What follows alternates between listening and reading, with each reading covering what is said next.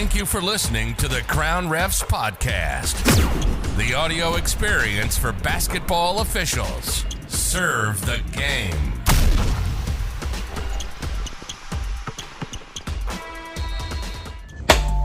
Show me a push. Push. White, 22, push. You're going here. You're dropping the elbows, bringing them back too much. Step, push. Step. All right. White, 22, push. Better. You're a little rigid with the numbers. Remember the rectangle. Rectangle. Put a rectangle right here. Right there. Now pop it through the rectangle. There you go. There you go. Let's do a different number. White, 11, push. When we do the push, let's have the closed fingers. Okay. I don't like any loose fingers. It's like having an untucked shirt, right? Yes. Like I liken that to the pinky that's out or the thumb that's out. And we even see it in the push there with open fingers. What do you think looks better, the open finger push or the closed finger push? See, I was having debates. Like, I'm Let's looking talk at about my mirror. So if I ever want to switch it up and like say, I know you've done this before, when you do the push a little bit to the side sometimes, just to get a little variety. It looks better sometimes with the open, just because it just looks more realistic than this. That's just my opinion. You got to find what works for you. If you think it's like trying on clothes, like you just tried this on, you're like, oh, this looks better on me. It's up to the individual to figure out what looks better. I always just recommend keeping it tight and keeping it compressed. Yeah. So, show me your hand check again. Hand check. Here we go. White. White. 22. Hand check. It's a little safe. Like you're overprotective of your off arm. Okay. So when you're here, just Do you do a little step with it too? I like a step. Like step. That's good. Do you feel a difference with presenting like the higher hand check versus just like the one you see in the book where it's just very soft and it's like a touch foul? It's kind of Like this is the touch foul everyone hates. Yeah. And when we raise it up, almost like I think there's a call in football where it's illegal use of the hands. Yeah. I just copied the NFL Yeah. official where he's like, here. I'm like, wow, that's actually a really good hand check. Yeah. Let's incorporate that with the hand check. And the hand check is really the just a one-handed push. So that same movement you do with the hand check, now we're just doing it with two hands. Yeah. And vice versa, when you're in your push, you can just convert right back to hand checks to one-handed push. The only difference is the offhands on top. I'm re-looking at it now. This actually looks kind of. That looks way better. In my opinion. I have small hands, so it just looks weird sometimes. Small hands and height does not play a factor. Short Yeah. height. I was just clipping a video on my way here. He was like, I'm trying to improve my court presence. And he was like, I spoke to a clinician and he said referees that are shorter struggle. It's harder for them. And I'm like, no, it's not. Yeah. Why is he telling you? This is just one person telling you that because you're short, it's going to be harder. What's the height limit to ref? Even Tyler Ford right now. I know. And we spoke about that on the podcast. I asked Tyler about that because I wanted him to speak upon it. Because if anybody better to do it, it's him. Yeah. So he's defied all of that. And there was nothing for him. And, it's not like a roller coaster ride where you have to meet the certain height limit. Mm-hmm. You don't have to worry about posting up. You're not a player. You're not playing on the block. So referees should not be worrying about height. Yeah. What else? What else are we going to work on? Mike Green's going crazy over here. What's Mike saying? He said 3 bangs in a row. Bang! I Mike Green's from Yonkers. Oh yeah. Used to be a ref too. Oh really? I think he used to be a ref. That's what I heard. He still does the Knicks games, I think. Yeah. Too. Mm-hmm. So what was the other thing? I don't know. Whatever you want to work on. Oh yeah, it's travel. Oh, show me your travel. Your points look last low. time, yeah. So we had tweet and then we had travel. So what I do is I kind of lock out my lats. So it just kind of remember I had the droopy.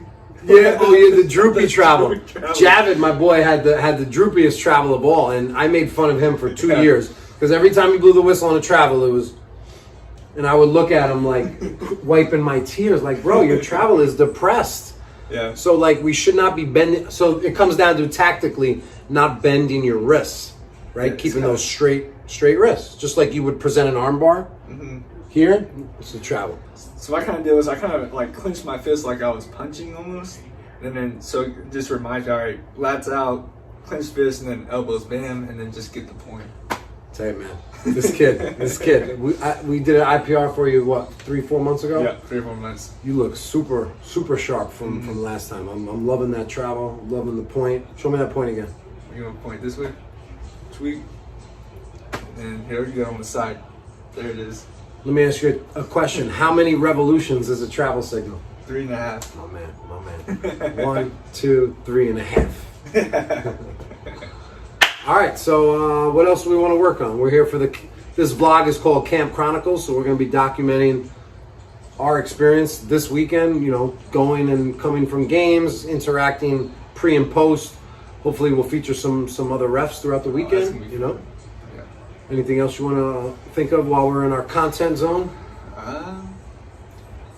Let's see. I think not right now. Oh, you're going to block? Oh, yes, I got the offensive.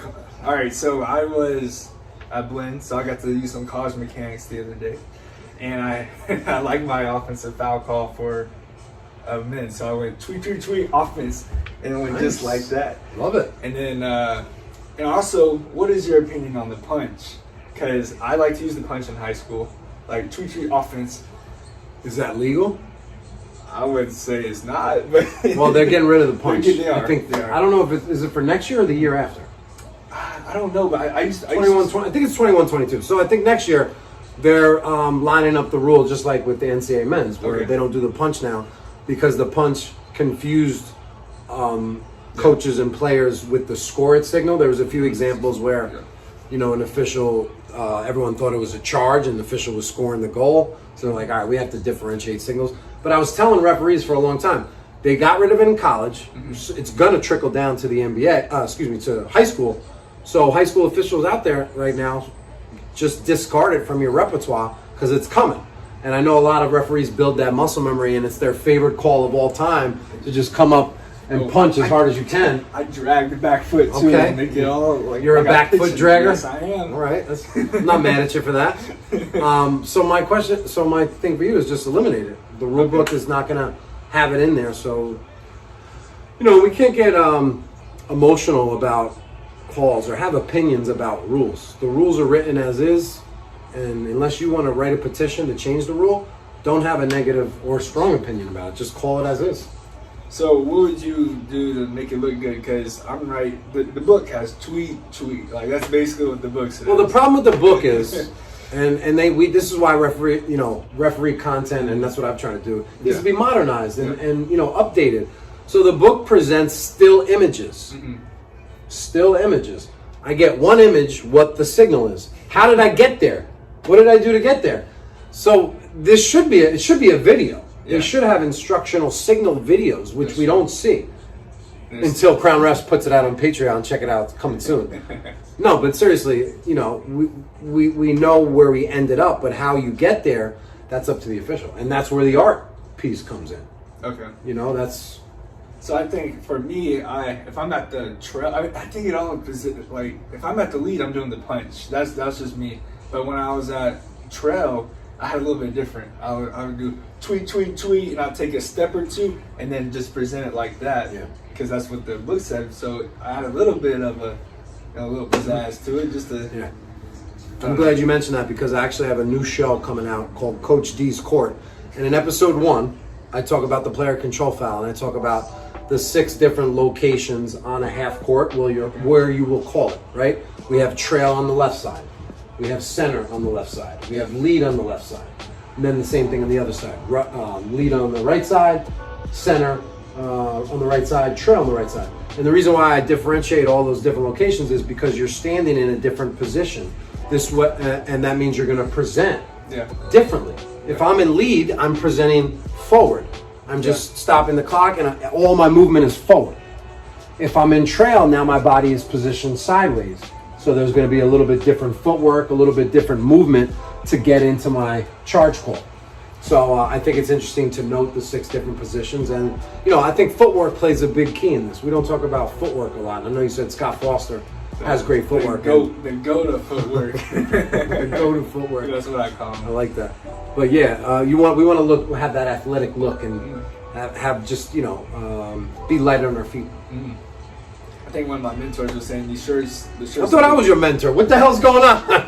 I said one of them. We're good. He was telling me that one of the shirts don't make us look athletic. What shirts? Not the NCAA ones, but the ones we have, just the straight stripes. Yeah, I mean, they're old school looking. Yeah. I was happy when the NCAA updated their shirt. Those are nice, more NBA. It's just a modern look. Yeah. I think college, high school should do the same. In this way, we can have all different uniforms. Yep. High school, college, and pro uniform.